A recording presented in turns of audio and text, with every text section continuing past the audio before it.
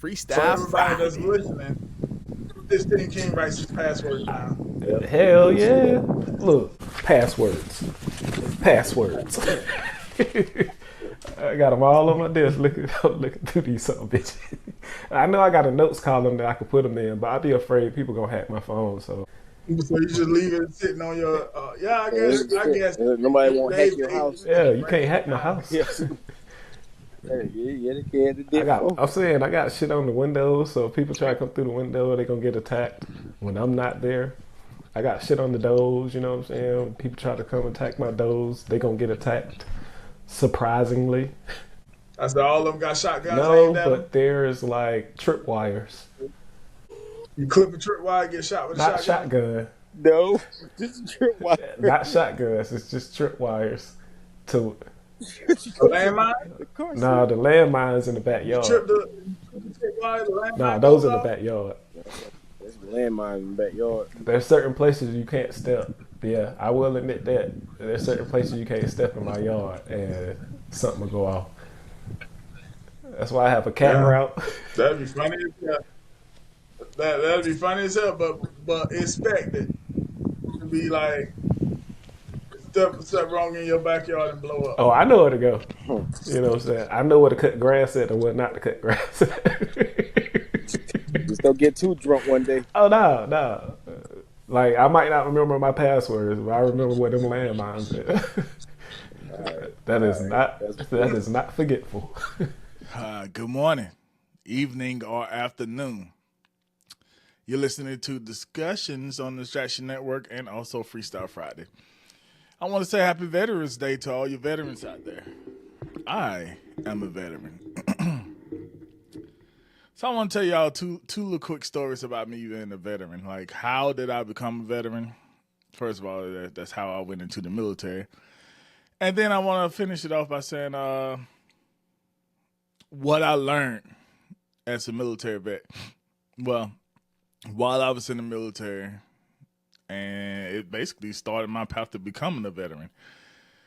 So let's start off with how I went into the military. So I'm from Batesburg, Leesville, South Carolina. Graduated in 2000. So if you go look at that, Batesburg, Leesville is a very, very, very small town. If you go look at Google Maps, you do this one time. When you see Columbia, you do this again, and you're going to be able to see Lexington. Then you do this again, and you'll see Batesburg, Leesville. So I'm from a very small town, right? I also grew up poor in a very small town, and we didn't have anything there. So I had good scores, could have went to college, but college didn't make money. I was like, either go into college and owe people money, or go make money. And again, even though my GPA was pretty nice, no one sat down and taught me the value of college. I was in the gifted and talented program and everything. Nobody taught me the value of college and the value of taking AP courses and all of that stuff, which is something I instill in my children now. So I walked over I scored a 91 on my ASVAB. I walked over to the Air Force recruiters in my school and told them about my score. I said, hey, I really want to come to you guys, but I am a man of my word. And whoever calls me first out of you, and I pointed over to the Navy desk, and you, is where I'm going. And I wrote down my name and number on the pieces of paper, gave it to both the recruiters, The Navy called me either the next day or 2 days later, and it took the Air Force a month to call me. Why the fuck did I have to be a man of my word? I could have been in the Air Force. Anyway, so I was a man of my word though, and I joined the Navy. I joined the Navy as a crypto tech. It was a CT, I think, CTO, one of those. And we started the process. I started being in the debt program. And then right before, like a month before I was going in, they called me into the recruiting office and said, hey, do you want to go out to sea? And I was like, well, I don't know how to swim. And they go, well, this job that you pick is going to keep you out on that water. You're going to stay out to sea the whole time. But because we want to look out for you, we found a job and it just opened. The openings for you came. And in this job, you will be able to not have to ever go out to sea. And it's called a yeoman. You're going to be a yeoman. So the crypto tech came out with a $50,000 bonus. Yeoman's no bonus. So I negotiated that and said, hey, could you put my bonus? Can I still get my bonus? And they said, because you did this for us, because we're doing this for you and we understand that you qualify to be one of those, we're still going to give you a bonus. I was like, sure. I didn't understand anything. And again, I went by my own word, and I expected at the age of, I was 17 at that time, everybody else to be able to keep their words. So it wasn't until I was actually in the A school when I found out they lied to me. My original job, I would never have to go to sea unless I go to a carrier. And as a yeoman, you have a 3-year on, 3-year off rotation. My bonus never went to my paperwork because they said they was going to put it on after I signed the contract. And again, I'm 17 years old, and I joined the Navy, and I didn't know anything about contracts. So I was completely lied to the whole time. And that's how I became a United States Navy person, sailor. Had a lot of good times in there. But it started off as a lie. The only way that it became a good time is because that's the way I function. I function in a sense of, all right, this happened. How do I make the best of it? That's the way I function. So, yeah, that's how I became a person in the military. I actually graduated in May 2000. 6 days later, I was in boot camp. And like that whole, while everybody was off having fun during the summer, setting up to go to school, by the time everybody else went to school, I was on my way to war. Like, USS Cole got blown up. The USS Cole is the ship that was made. It's a Arleigh Burke class destroyer. I was on the Arleigh Burke. And I almost traded my orders to be on the Cole. And I know someone that I went to A school with who was on the Cole. I knew someone that I went to A school with that was on their way to the Cole. Yeah, I had to deal with that.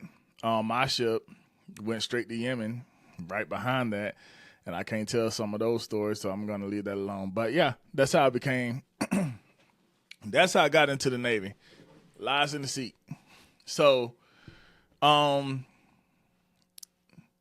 next story I'm going to tell you is the things that the military taught me. The military taught me a lot about life in general, period. So when a ship goes out to sea, you're basically living on your own island. Your captain is your king, right? Um, again, I joined the Navy at 17. When I got to my ship, I was 18 years old. There was 230 something men. I think at that time, 4 women.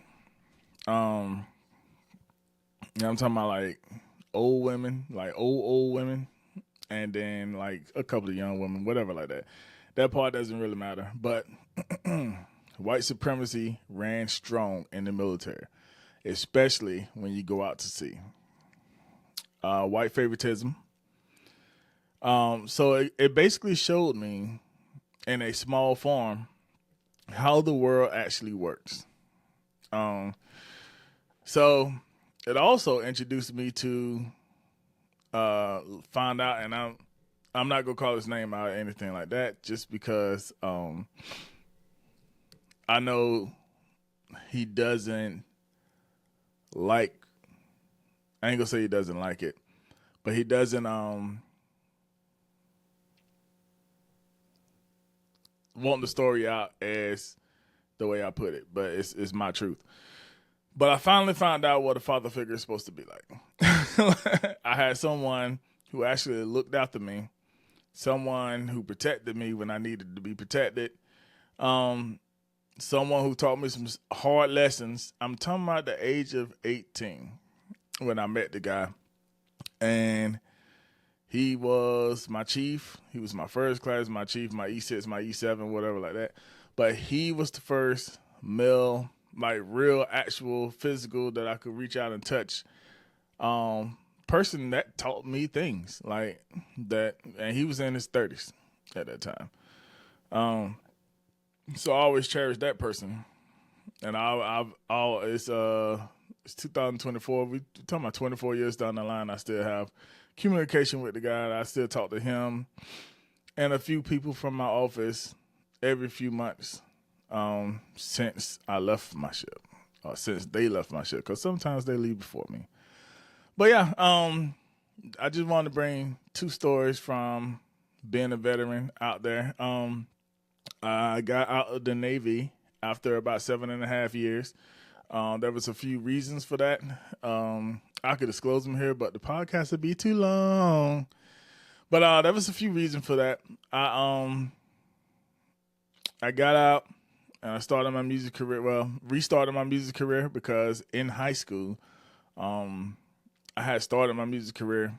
I thought I was being smart the way I was maneuvering. But since I was out to sea all the time because I was lied to when I was recruited, I had to put my music career on hold. And then picked it back up once I landed in South Carolina for one of my missions in the military. So as I sit in front of you now, I'm like on my 4th or 5th job. I've always been someone who moves around with I get bored a lot. So I like to do multiple things at the same time. So, but yeah, it's been a lot of fun living, and part of my life is I am a veteran. I gave some strong years. I got a bunch of awards for it. But when it came down to it, one of the reasons why I was not cut out to be in the military for 20 years was I'm an individual. And when you are in the military, you sign away your life so that other people could live their life. But knowing if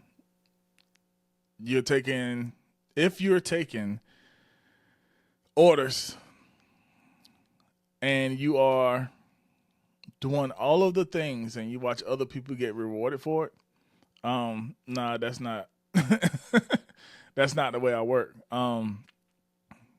So again, being a man of my word, I committed to the time in that I told him I was going to do. I did everything that I said I was going to do in every command that I was at. I left every command better than I went to it.